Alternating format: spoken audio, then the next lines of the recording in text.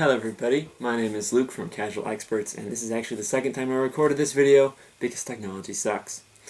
This video will be about Misery, both the Stephen King novel, which came out in 1987, and the movie directed by Rob Reiner, which came out in 1990. Yeah, 1990. But before I jump into that, I would like to talk about a couple things first.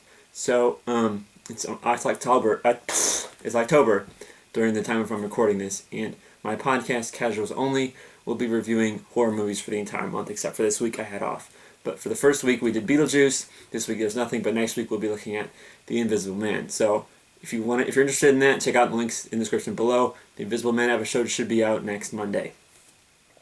And second thing, I will be doing a lot more of these Stephen King book movie reviews, or sometimes there's going to be a TV show, whatever the adaptation is, because I want to reach a certain quota of Stephen King novels, so that if I can do a video ranking them all, but I have to read a certain number of them first before I can do that.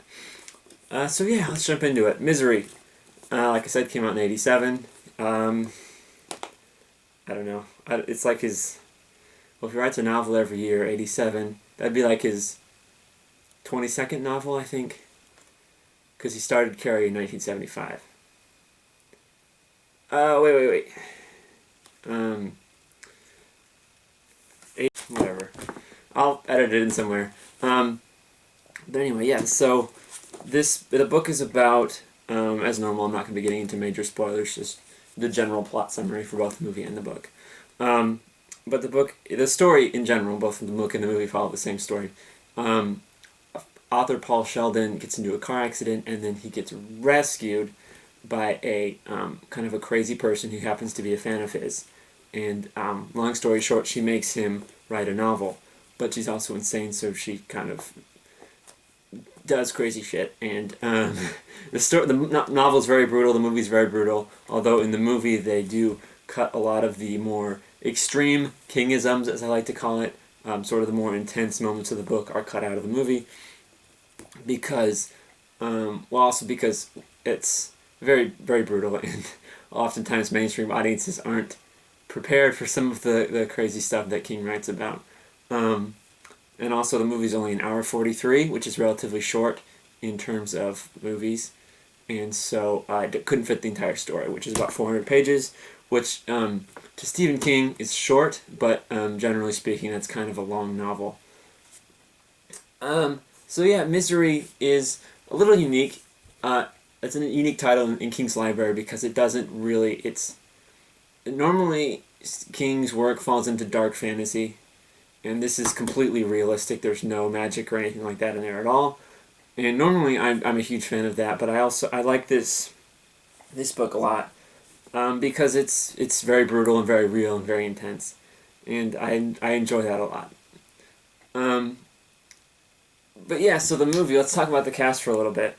Paul Sheldon, the author, is played by James Caan. I'm assuming he's pronounced Can. It's C-A-A-N. I don't know how to pronounce the double A. I'm guessing it's Can. Kathy Bates plays Annie Wilkes. Fantastic. She won an Oscar for this movie. It's great.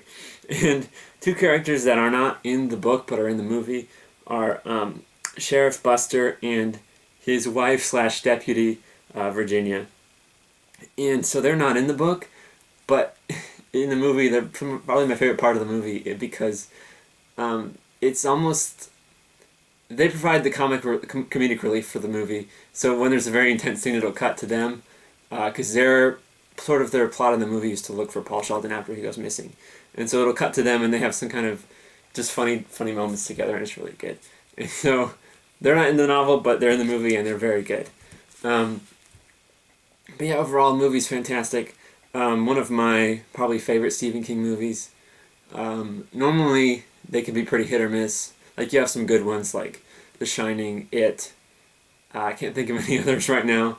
But then you have some really weird ones, like last week I talked about Needful Things. It's a really weird movie. Anyway. Yeah. So, what I like about the book is that it's told exclusively from Paul Sheldon's perspective.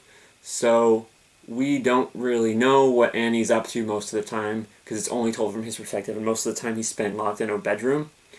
And so like the movie will jump around from Annie's perspective to the sheriff's perspective to Paul Sheldon's perspective, and there's sometimes flashbacks to his previous career. But for the most part, this book is stuck in the house with Paul, and so we don't really know what Annie's up to or what the sheriff's up to because it's only told from his perspective. And I really like that. It adds to the sort of, I guess, paranoia of the story because we don't know what this crazy woman's doing or what she's capable of, and it adds to it. And I've heard this book described as a sort of like a chess match between Annie and Paul as they try to outsmart each other and outwit each other, and it's just really cool. Also, he is she forces him to write a book, and I really like that because this is the one thing the book has over the movie, because we actually get like excerpts of the book of the fictional novel in this novel, and it's really cool. And it also kind of since we're told from Paul's perspective, we get to kind of experience the writing process, and I think that's really cool because it's sort of Stephen King telling his writing process through this character in the story. It's really cool. It's really fascinating. And so basically, if I would recommend it to any people who are interested in writing, if you can handle the brutality of this book, then yeah, there's some really cool insights into the whole writing process. But yeah, also it's a really good book, really good movie. Highly recommend both, although they're extremely intense. So you have been warned. I believe the next video I'm probably going to be doing a breakdown for the new Stand trailer because that's all you guys seem to be interested in. So until next time. Oh, hang on. We're talking about the links in the description. That's how I get paid. I'm not getting paid, but if I were to get paid, it would be through them. I already mentioned my podcast. Mike's podcast is going to be down there for all pop culture news and commentary. Check out the Comic Book Fans podcast. Also, my Facebook group, Casual Experts, and there we kind of talk about. It's sort of a way to meet other people and talk about things you're interested in, pop culture related, obviously. And also, you can check out the Comic Book Fans on Instagram, and where again it's more news and commentary. And if you'd like to support us or watch some of our exclusive videos, you check out our Patreon. Link for that is also in the description below. Until next time, peace out.